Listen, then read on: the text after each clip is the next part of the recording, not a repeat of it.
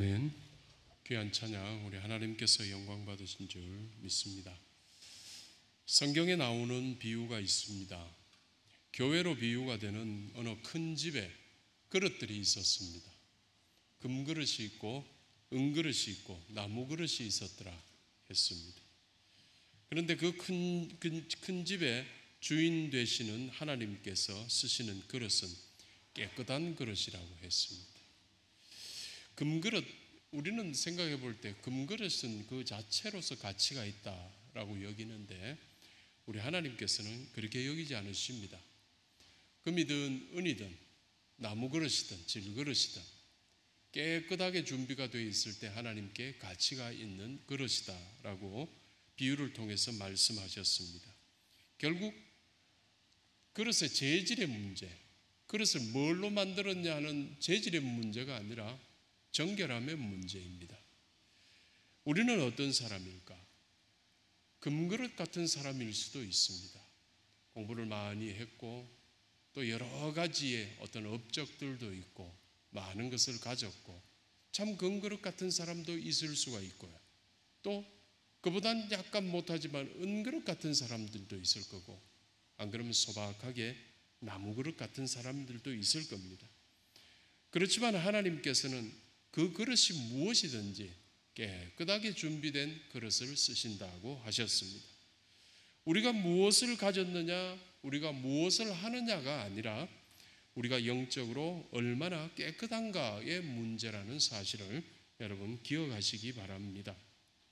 사도 바울이 은혜를 받고 복음을 위한 전사가 되기 전에 이름은 사울이었습니다. 그때 사울은 사실 금그릇 같은 사람이 되려고 노력을 했습니다. 그래서 하나님 앞에 금이 되어서 금그릇으로 하나님께 영광 돌리려고 했습니다. 그래서 하나님께 열심히 있었다고 했지만 사실은 하나님께 열심히 있었던 게 아니라 율법에 대한 열심이었습니다.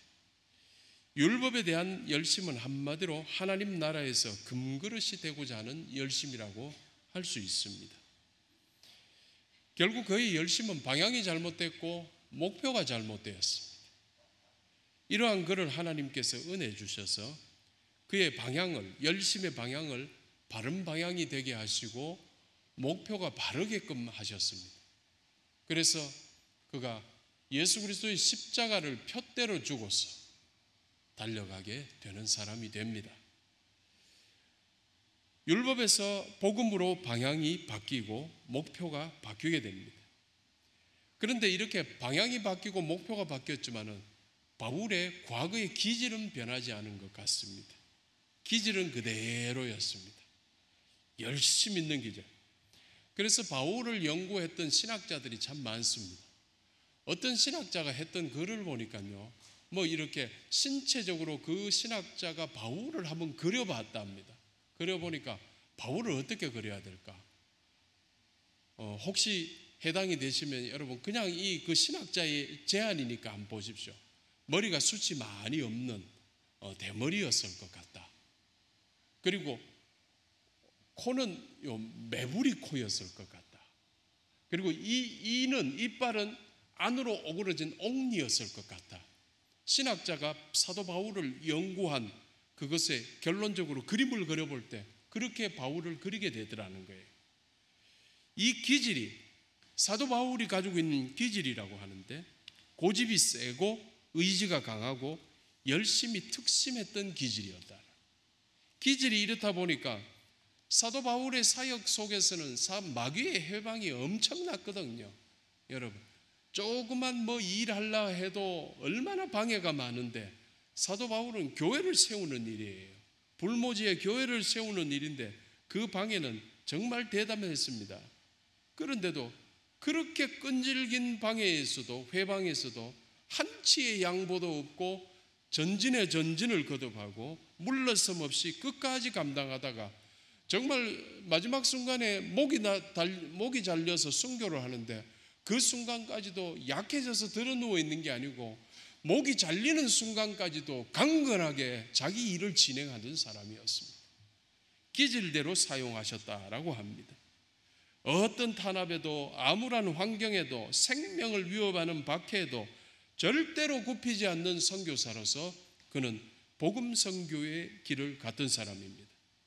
성도님들, 사도 바울처럼 우리 각자에게도 아마 자신만의 기질이 있는데 하나님께서 우리 각자의 그 기질대로 쓰신다고 하십니다. 그러므로 우리 모두는 하나님의 나라의 일꾼이 될 수 있습니다. 내가 성질이 못돼가지고 하나님 나라의 일꾼이 안 되는 게 아니고, 기질은 다 있지만은 중요한 건 하나님의 일꾼이 되기 위해서는 깨끗한 그릇이 되어라, 영적으로 깨끗한 자들이 되면은 하나님께서 쓰실 것이다 라고 말씀하는 것입니다. 특별히 사도 바울은 이 기질대로 끝까지 포기하지 않는 사람이었습니다. 자기가 개척해 놓은 교회들이 많은데 교회를 떠나오고 했는데도 계속해서 떠나온 그 교회를 위해서 끈질기게 포기하지 않고 기도들을 합니다. 중보 기도를 하게 됩니다. 그래서 오늘 본문을 통해서 우리는 교회를 위한 중보 기도, 성도를 위한 중보 기도를 무엇인지를 배우게 됩니다. 이 중보 기도를 한번 묵상해 보고 우리도 이런 기도를 하는 성도가 되기를 원하고, 또 바울이 기도한 이 기도의 내용대로 실천하며 살기를 소망해 봅니다. 에베소서 3장 14절 15절의 말씀입니다. 이러므로 내가 하늘과 땅에 있는 각 족속에게 이름을 주신 아버지 앞에 무릎을 꿇고 비노니 했습니다. 아까도 말씀드렸듯이 바울은 세상 권력 앞에서는 절대로 고개 무릎 꿇히지 않았습니다. 세상 권력 앞에서는 고개 무릎 꿇지 않고 그는 아버지 하나님 앞에서는 항상 무릎을 꿇었습니다. 여러분, 정반대가 많죠.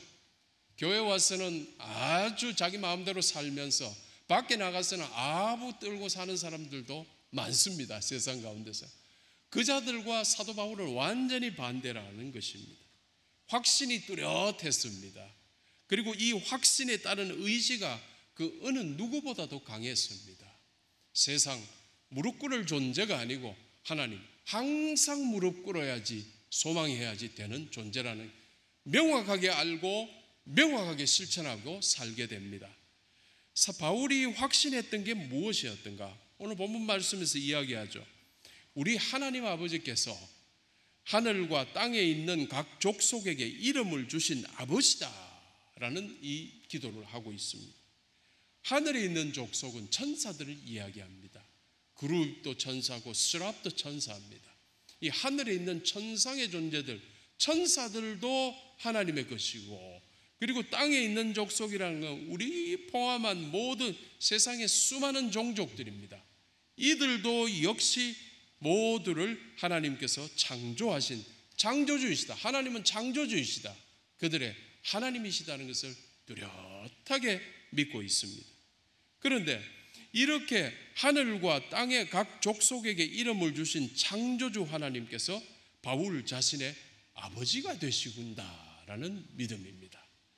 그의 확신이라는 것이 바로 이러한 믿음에서 나오게 됩니다. 한번 생각해 보겠습니다. 우리 믿음이 말이죠, 그냥 불신자들처럼 하나님은 알지 못하는 어떤 신이기 때문에 신을 두려워하듯이, 귀신을 두려워하듯이 하나님을 두려워하는 정도로 거쳐버린다면 우리는 정말 이거는 확신하지 않는 신앙이에요. 여러분, 목회자들끼리 이야기하는 농담이 있습니다. 그 농담들이 무슨 이야기를 하냐면 이런 농담을 합니다. 성도들 중에 부자인 척 하지만 목회자한테 밥 한 번 대접 안 하는 부자는 전혀 필요 없다라는 말을 많이 하죠.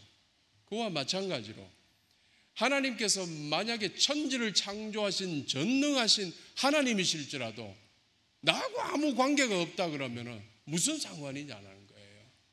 그래가지고 확신이 없는 거예요. 나와 하나님과는 아무 상관이 없는 거예요. 하나님은 나한테 관심이 없으시고 나도 하나님께 소망하는 게 없습니다. 하나님과 나는 남남입니다. 그렇기 때문에 확신이 없는 것입니다. 분명한 것은 바울은 확신하게 됩니다. 왜요? 하늘과 땅의 모든 족속에게 이름을 주신 전능하신 하나님을 바울 자신의 아바 아버지라고 부르고 있고, 전능하신 아바 아버지께 나아가 소원을 아뢰는 기도를 지금도 할 수 있기 때문에 그 확신을 가지고 있습니다. 여러분, 우리가 이게 있을 때 우리는 큰 복을 받은 자들입니다. 확신이 넘치는 것 큰 복입니다. 세상 살아가는 거 오늘날처럼 모호하고 불확실한 시대가 어디 있겠습니까? 코로나19가 다 끝나고 나면은 교회가 어떻게 될지 모른다, 세상이 어떻게 될지 모른다 이야기하지만은 우리 하나님 계시다는 믿음 없으면은 우리도 안절부절 어떻게 해야 될까, 무엇을 준비해야 될까 고민만 할 뿐이지만 우리 하나님, 우리 아버지 내 상황 다 아시고 코로나19 상황 다 아시고 이 어려운 상황 다 아시고 우리 처지 다 아시고 우리 기도, 우리 마음의 아픔 다 아시는 하나님께서 내 기도 들어주신다는 확신 가지고 있는데 두려울 게 뭐가 있냐? 이만큼 큰 복이 어디 있냐? 사도 바울의 확신이 바로 이거였던 거예요. 오늘 이 시간에 우리 성도들을 이 확신을 가지게 되기를 바랍니다. 여러분, 뭐가 걱정이 되겠습니까? 우리 아버지 하나님께서 천지를 창조하신 전능자 아버지께서 내 기도 들어주시고 나를 사랑하고 계시는데, 그래서 사도 바울이 이 아버지께 늘 무릎을 꿇었습니다. 이 무릎을 꿇었다는 것은 뭐냐면은 순종했다는 겁니다. 우리 하나님 아버지의 말씀이 무엇이든지, 또 우리 아버지 하나님께서 응답을 주시는데 내가 원하는 응답이 아닌 전혀 다른 응답이 주시더라도 나는 그 말씀에, 그 응답에 철저히 순종하고 완전히 복종하겠다는 고백이 무릎을 꿇는 겁니다. 하나님, 말씀만 해 주십시오. 한 말씀 해 주십시오. 바로 그겁니다. 시켜 주십시오. 명령해 주십시오. 주여, 그대로 따르겠나이다. 믿음이 없으면 사람은 대부분 사람에게 무릎을 꿇습니다. 그래서 뭔가 사람이 나를 도와주지 않을까, 사람에게서 해결책을 요구합니다. 성도들도 지혜로워야 됩니다. 목사 앞에 무릎 꿇고 그러면 절대 안 됩니다. 세례받기 위해서 무릎 꿇는 것은 관계없죠. 무릎을 꿇는다는 것은 뭐냐면 그 말에만 따른다는 건데, 하나님께 무릎 꿇어야 돼요. 사람에게 절대 무릎 꿇지 마라. 그래서 성도는 하늘을 보아야 돼요. 이건 불교 스님들이 겨울 되면은 산사가 산에 있지 않습니까? 산에 있다 보니까 눈이 막 오면은 산길, 인가로 내려가는 산길이 눈이 가득 차가지고 진행을 못하면은 겨울 내내 산사 절에만 있어야 됩니다. 그때 그들은 길이 없으니까 하늘을 본다고 합니다. 뚫린 게 하늘밖에 없다는 거예요. 그것을 그들은 동안거라고 합니다. 동안거의 시간, 하늘을 보는 시간이라는 겁니다. 아니, 존재하지도 않는 신을 믿으면서도 하늘을 쳐다보는데, 실존하는 우리 하나님 아버지, 지금도 벌떡벌떡 숨쉬고 계시는 우리 하나님 아버지, 천지의 창조주를 우리 아버지로 모시고 있는데 성도들 정말 하늘을 봐야 되지 않느냐. 여러분, 기억하시기 바랍니다. 우리 인생의 구원자는 오직 하나님 아버지밖에 없고요, 우리 인생의 유일한 피난처는 오직 우리 하나님 아버지밖에 없고요, 기도 들을 수 있는 분은 오직 하나님 아버지밖에 없고요, 그 기도에 응답하실 수 있는 분도 역시 우리 하나님 아버지밖에 없다는 사실입니다. 오직 우리 하나님 아버지밖에 없습니다. 그래서 예수께서도 말씀하셨죠. 마태복음 6장 26절에서 28절의 말씀을 제가 요약하겠습니다. 공중의 새를 보라, 들의 백합화가 어떻게 자라는가 생각하여 보라. 이 말은 뭡니까? 걱정하지 마라, 염려하지 마라라는 말씀이에요. 또 시편 121편 1절입니다. 내가 산을 향하여 눈을 들리라. 나의 도움이 어디서 올까? 나의 도움은 천지를 지으신 여호와에게서 로다 했습니다. 공중의 새를 보고 들판에 있는 야생화들을 보면서 생각해 보라. 멀리 눈을 들어 웅장한 산을 보면서 생각해 보아라. 우리가 받은 무슨 도움, 모든 도움 도대체 어디서 왔단 말인가? 누구에게서 왔단 말인가? 공중의 새들이 먹을 것을 걱정하지 않듯이, 들의 백합화가 입을 것을 염려하지 않듯이, 저 웅장한 산을 그야말로 말씀으로 창조해내신 전능하신 창조주 우리 하나님 아버지에게서 온다는 사실을 꼭 기억하라는 말씀입니다. 여러분, 이 말씀 기억하시기를 바랍니다. 꼭 굳건하게 붙드시기 바랍니다. 지금도 우리의 기도를 들어주시고 지금도 우리의 기도에 좋은 것으로 응답해 주시기를 원하시는 우리 아버지 하나님을 확신하는 성도들 되시기를 주님의 이름으로 축원합니다. 에베소서 3장 16절의 말씀입니다. 그의 영광의 풍성함을 따라 그의 성령으로 말미암아 너희 속사람을 능력으로 강건하게 하시오며 했습니다. 이 하나님께서 이제 여러분들의 속사람을 강건하게 해주시기를 바란다라는 것입니다. 사도 바울을 최초의 신학자라고 합니다. 기독교 신학자라고 합니다. 사도 바울의 서신은 참 많은데 그 서신 속에서는 신학 사상들이 많이 등장하고 있습니다. 그 이론 중에, 그의 신학 이론 중에 하나가 바로 영적 사람, 육적 사람이라는 이론입니다. 영적 사람은 푸뉴마티코스라는 헬라어 표현이 나오는데, 이것은 뭐냐면 성령을 받아가지고 성령대로 살고 성령대로 마치는 사람을 이야기합니다. 꼭 여러분 같은 사람들입니다. 성령 받아서 구원받았고 교회 와서 대구 영락교회 직분 받았고 지금도 성령이 지시하는 대로 살고 있고 성령께서 원하시는 삶을 살다가 정말 성령의 인도하심으로 천국에 가야 되는 사람들입니다. 이를 영적인 사람이라고 해요. 한편에 육적인 사람, 사르키노스라는 사람은 어떤가? 똑같이 성령을 받아서 은혜 받아서 교회 와서 주의 종들이 되고 그리고 직분을 받고 오랜 세월 보냈는데 어느 순간인가 성령의 가르침은 덮어놓고 내 생각과 내 주장과 사회에서의 가르침, 누군가 수근거리는 것에서 어딘가에 물어보고서 하는 것으로 살다가 끝에는 성령의 대적이 돼가지고 죽는 사람들을 육적 사람이라고 합니다. 이런 사람들은 지옥을 갑니다. 처음에는 구원으로 초청을 받았지만 결국 지옥 갑니다.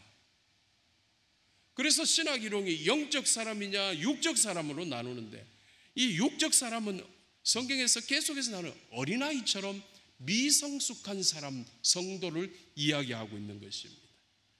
오늘 본문에서 사도 바울은 뭐라 하면 성령으로 말미암는 사람들이 되기를 원한다. 이 말미암는다는 게 뭐냐면 그야말로 성령으로 시작하고 성령으로 가고 있고 성령으로 마치는 것을 성령으로 말미암다는 거예요. 성령으로 쭉 가는 사람들을 말하는 겁니다. 이게 바로 영적인 사람입니다. 다시 말해 사도 바울은 우리 성도들 모두가 영적인 사람으로 살기를 원한다라고 소망하고 있는 것입니다. 신령한 사람이 되면은 어떤 축복이 있냐면 우리의 속 사람이 강건하게 될 것이다라는 거예요. 속 사람이 강건하게 되고, 그래서 결국 인생에서 하나님의 능력으로 속 사람이 강건하니까 능력이 충만하게 되더라라는 것을 이야기하는 것입니다. 성도님들, 바울의 기도에서처럼 우리도 역시 영적 사람이 되어야 속 사람이 강건하게 되고, 그래야 세상을 이기고 시험을 이길 수 있다는 사실을 이 시간 믿으시기를 바랍니다. 그래서 이 사람들이 하나님 나라에서 하는 일이 있습니다. 충성으로 순종하는 것이에요. 주님께서 제일 좋아하는 게 뭘까요? 순종이라고 했습니다. 순종이 제사보다 낫다 했습니다. 순종이 제사보다 낫다. 복종하지 못하는 것은 그러면 무엇일까요? 믿지 못하기 때문입니다. 과거 하나님께서 모세에게 말씀하시면 모세는 이 말씀을 가지고 백성들에게 전파했습니다. 하나님이 주신 말씀, 모세, 낮에 구름 기둥이 이동하건 구름 기둥을 따라 움직이고, 밤에 불 기둥이 움직이거나 멈추면 불 기둥을 따라 움직이든가 멈추든가 하여튼 구름 기둥, 불 기둥을 따라서 움직여라 했습니다. 그래서 하나님의 말씀대로 이렇게 이 명령대로 정말 구름 기둥이 가니까 이 이스라엘 사람들 40년간을 구름 기둥 따라 걷는 거예요. 또 밤에 불기둥이 있는데 불기둥이 멈추면은 그 자리에서 텐트 치고 잤던 거예요. 그렇게 40년을 보내는데 다들 그렇게 가는데 그 속에서 어떤 사람들은 또 이런 생각을 합니다. 야, 이렇게 우리가 구름기둥, 불기둥 따라가다가 이거 진짜 우리가 원하는 그곳에 가는 건 맞는 거야? 이상한 데로 가버리면 어떠지? 라는 이 믿음을 잃어버리는 생각을 하게 되었습니다. 정말 성령께서 우리의 믿음의 삶 가운데서 역사하신다는 사실을 믿어야 됩니다. 구름 기둥이요 불기둥은 성령의 기둥입니다. 성령이 끌고 가는 것을 온전히 믿어야지만이 따라갈 수가 있습니다. 성령이 내 마음에 주는 마음의 선한 일에 대한 동기, 영적인 일에 대한 동기, 이게 정말 성령이 주신 게 맞은 거야? 의심하면서 주저하고 안 하기도 하고 반대의 일을 하고 살아갑니다. 그러다가 성령의 대적이 되어가는 겁니다. 여러분, 우리의 삶에서 믿음의 자리를 깔아줘야 됩니다. 그러면 성령께서 우리 삶 가운데서 역사하십니다. 그것이 뭐냐면은 성령께서 역사하실 때 우리는 믿음이 더욱 좋아지게 되고 더욱 좋아진 믿음의 바닥 속에서 성령은 우리를 철저하게 인도해 가실 줄 믿습니다. 이게 바로 속 사람이 강건해지는 겁니다. 요즘은 코로나19 시대 돼가지고 집에만 틀어박혀 있는 시간이 되었습니다.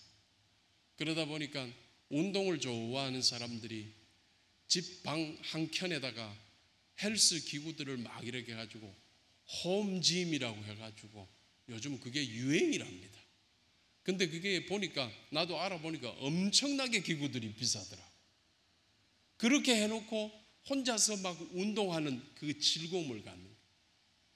이 운동을 하게 되면 어떤 즐거움이 있는가?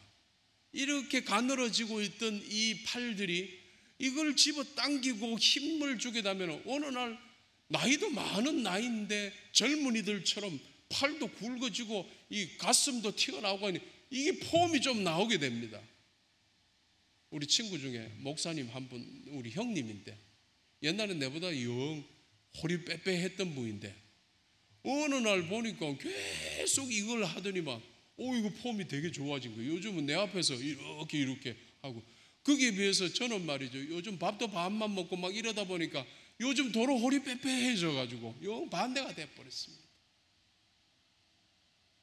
헬스장에서 몸을 키우는 바디빌더가 아니고 성령이 원하는 건 성령으로 영혼을 키우는 스피릿 빌드를 원하고 있습니다. 영혼을 키워야 돼요. 겉사람을 키우는 게 아니라 속사람을 키워라.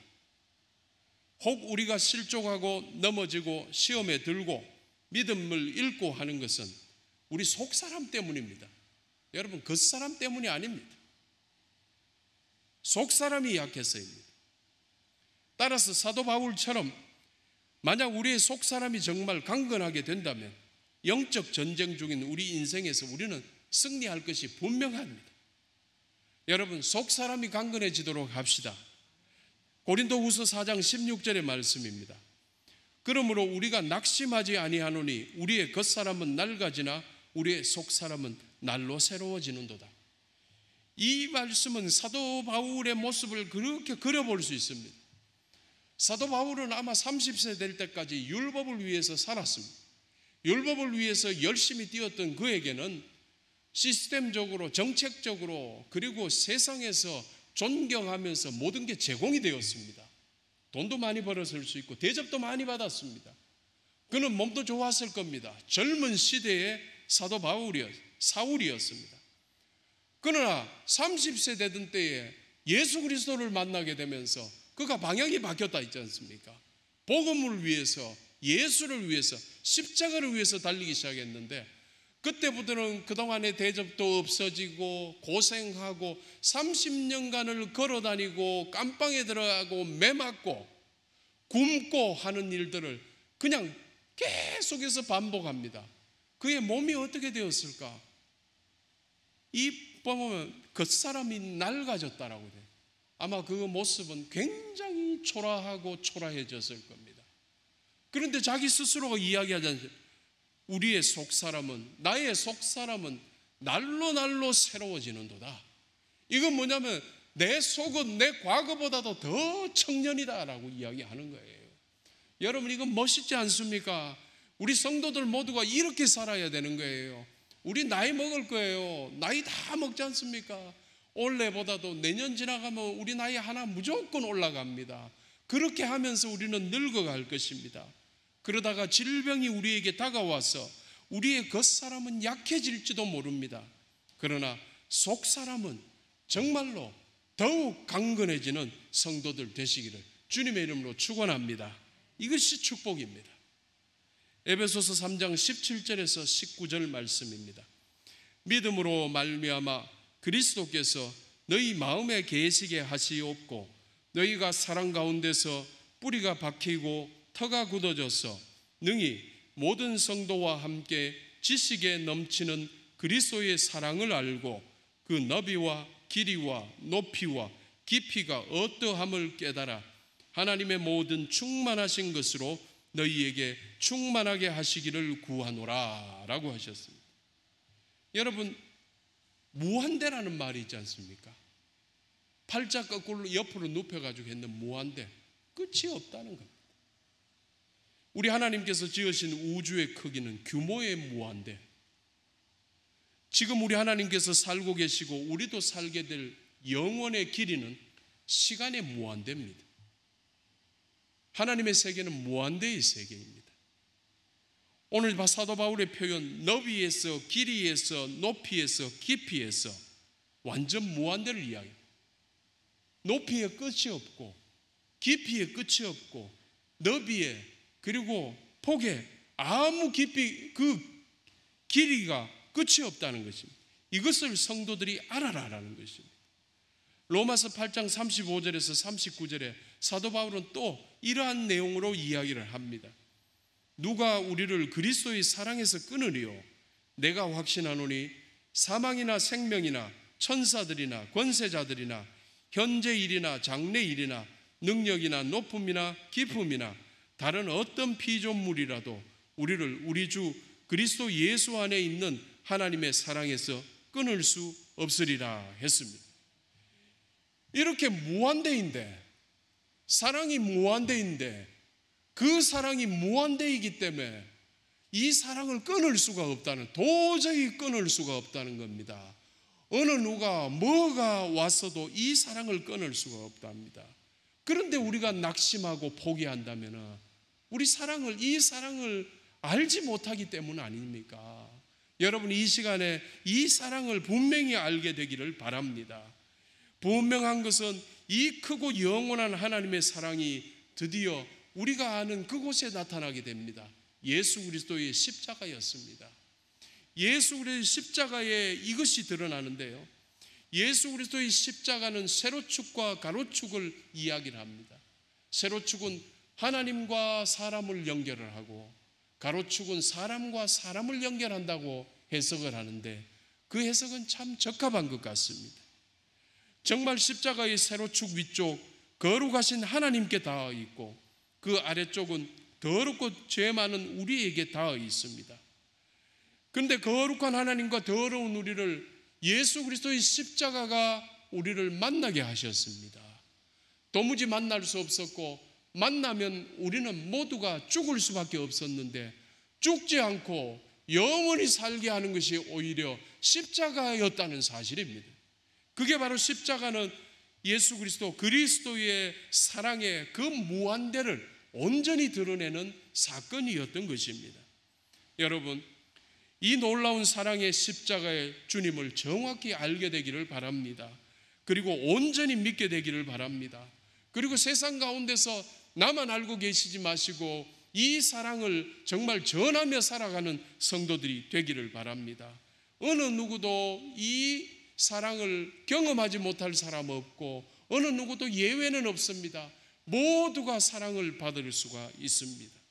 이 놀라운 깨달음을 통해 하나님의 모든 충만하신 것으로 충만하게 되기를 주님의 이름으로 축원합니다.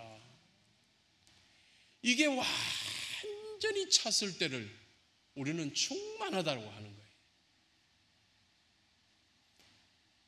성령 충만, 그리스도의 사랑이 확실히 들어찼을 때 우리는 성령 충만해지는 거예요. 이제는 더 이상 세상의 사고를 할 가치가 못 느낍니다.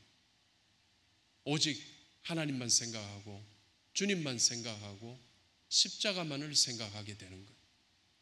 이 충만이 바로 축복인데 이 충만을 기도하는 것입니다.